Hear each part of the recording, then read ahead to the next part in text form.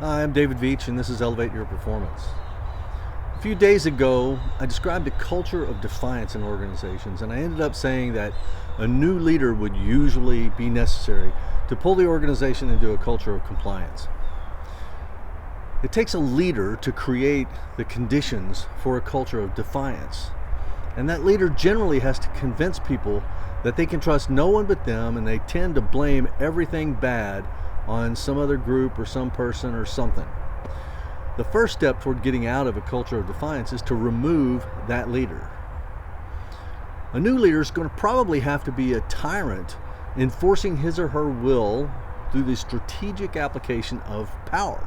But if that behavior persists, the organization is just going to return to the pits of defiance.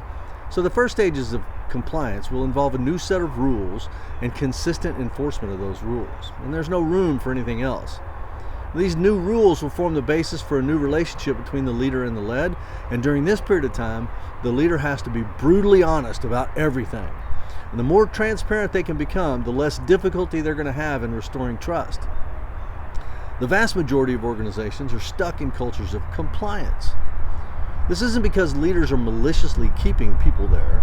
It's because people have been conditioned for their entire lives for compliance. I mean, first it's parents, then teachers, then employers who have consistently punished non-compliance over time.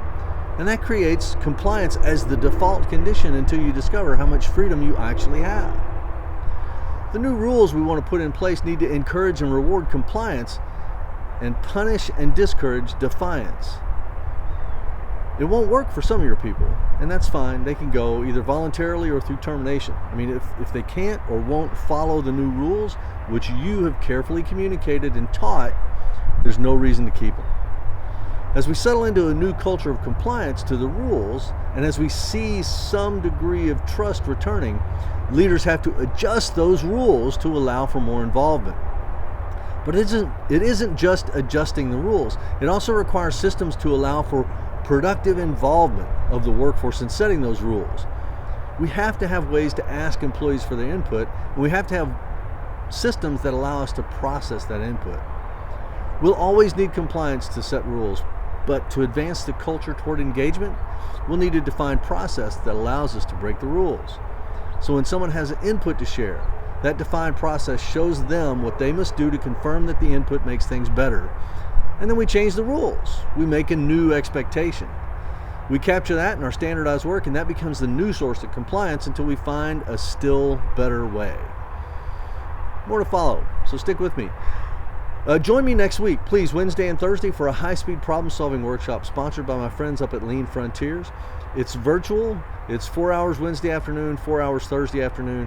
I'll put the registration link down in the comments. You've only got a couple more days to register for it, but you should join me. Have a great day, and I'll see you tomorrow.